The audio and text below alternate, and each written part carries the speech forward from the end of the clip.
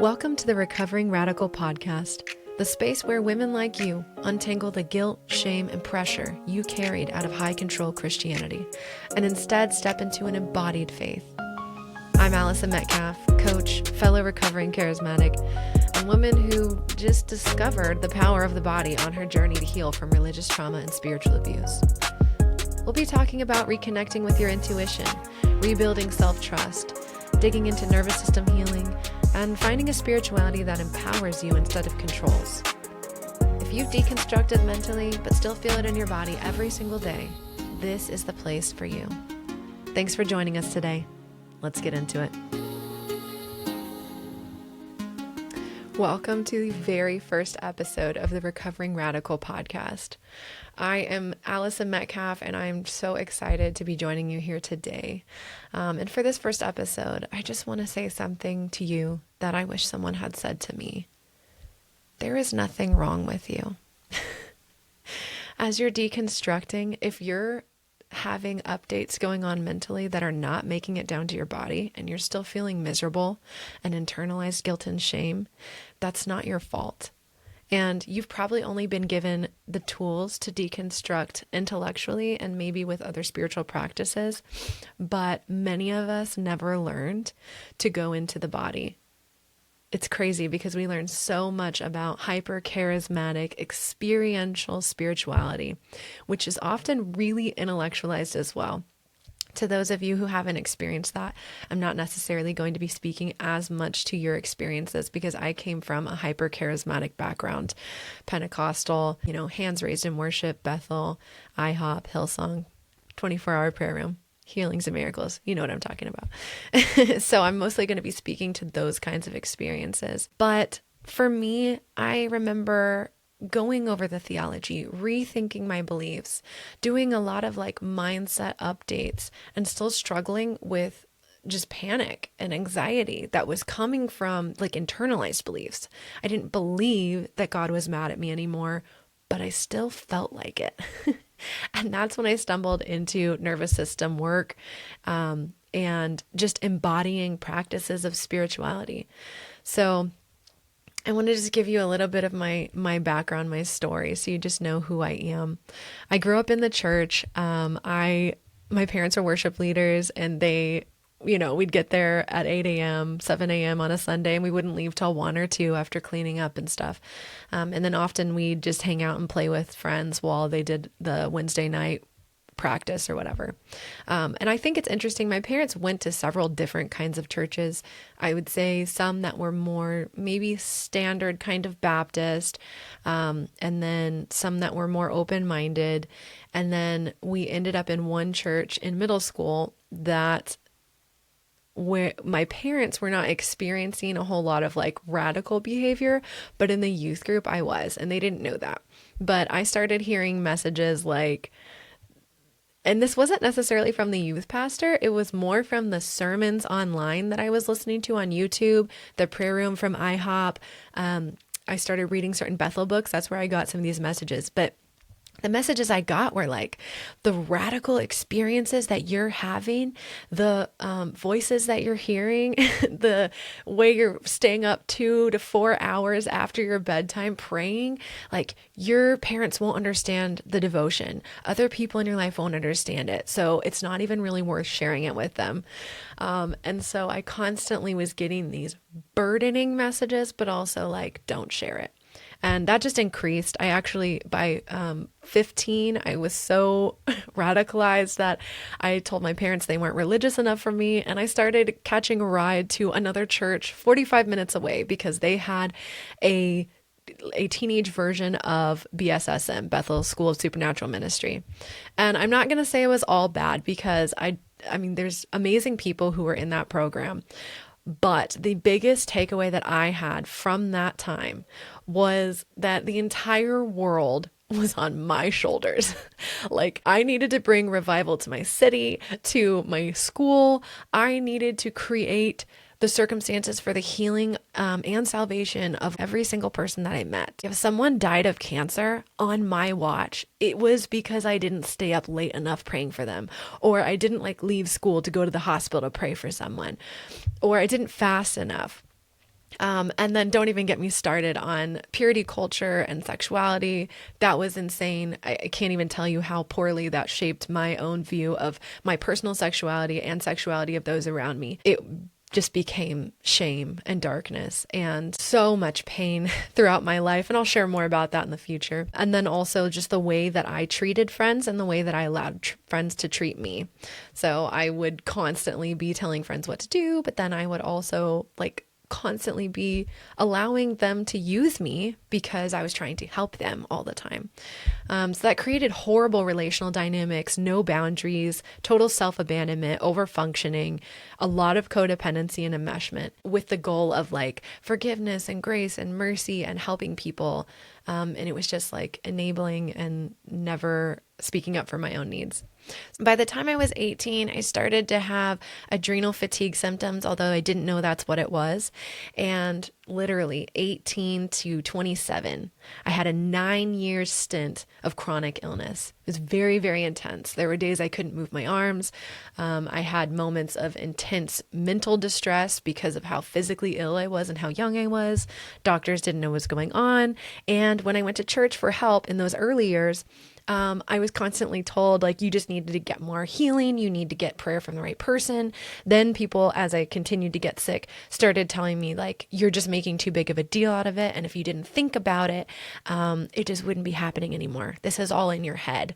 And what's interesting is now, years later, after finally starting to get better, I've looked back and realized religion played like a massive part in my chronic illness. And I'm 100% sure about that. I know that the messages I learned were so shameful and so self-abandoning and so distrustful of my own heart that my body had an autoimmune disease. Autoimmune is your body attacking itself. Like that makes so much sense. And then I also had all kinds of mental issues. I had severe depression and anxiety. And although I never really thought of myself, I did get to a point where the pain in my body was so bad that I didn't want to wake up anymore. I had started to hope that I would just die in my sleep. It was a very, very, very dark time. And I also had 3 kids while battling this chronic illness. And I will say I took really, really good care of them for what I was going through because most people in my life didn't know what was happening. They just thought I was like lazy and tired and just kind of a sad person. But like when I share this, a lot of people, even people close to me, are still kind of shocked because self-abandonment, you know? So the way that I found myself out of all of that, it's interesting. I had this chronic illness and it just seemed like I'm driving 45 minutes. My husband's working all the time. I have a baby. And what am I getting out of church? Like nothing. I'm just being told like what to do.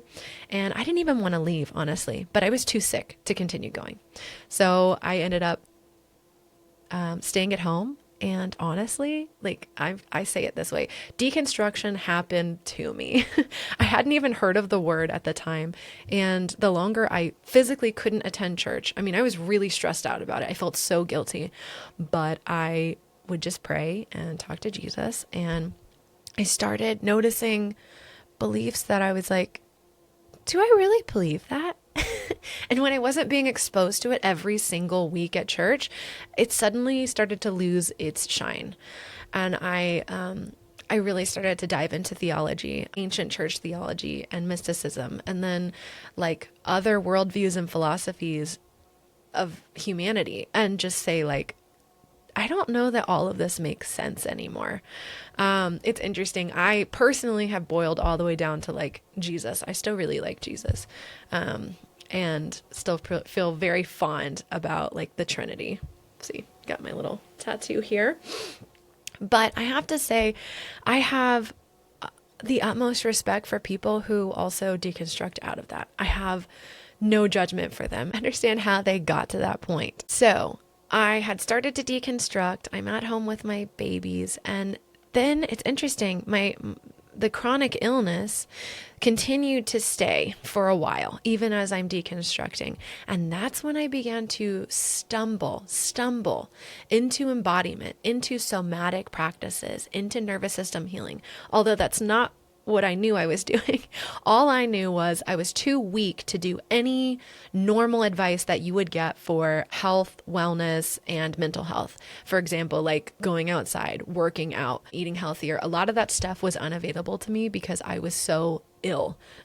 And so it started small. One day I literally was sitting in my chair outside and I noticed like the sun is the only thing on my face, that warmth.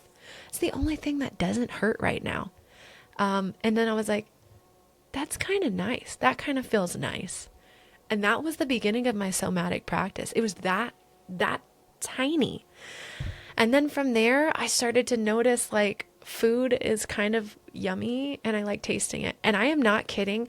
That took a lot of religious deconstruction to be able to admit that I liked food and enjoyed it, because I was taught so much to like forsake the flesh and get rid of your fleshly desires. And like your human body is just sinful, or if not sinful, it's definitely less than your spiritual life. And that is why that peeling apart of myself, the disintegration of the parts of myself, is how that chronic illness, the religious trauma, the spiritual abuse, it all went together. And so I started doing these little somatic practices, and it was like the healing was so slow. It took 4 years to get from really, really sick to like kind of average, normal human. You know, it started with sun, a little bit of food. I started to smell an essential oil every once in a while. And then I started to like notice how nice like hugs with my kids felt. Like I think I intuitively knew that. And of course I would snuggle them and stuff, but I never like noticed how nice it felt for me. I mostly just thought about how good it was for them. And then I noticed my feet in the grass, and I actually picked up yoga. And when I started getting connected to my breath and being present and getting out of my mind spinning around and ruminating, that was massive. So fast forward, I start learning about intentional nervous system techniques. Now I almost no longer struggle with depressive episodes or anxious times. I would say it's more like normal. I'm sad for a few days or even like an hour and then I'm out of it. Or if there's anxiety, it like makes more sense now, but I have nervous system tools to deal with it. And I care for my emotions now, and it's so important. So the purpose of my story sharing, like, I just want you to be encouraged. If you see yourself in any part of that, if you've dealt with chronic illness, spiritual abuse, religious trauma, if you were hyper-charismatic and you had the pressure, the burden of the entire world put on you, and you were trying to forsake your body and forsake, whatever else, human fleshly desires in order to only focus on spiritual things.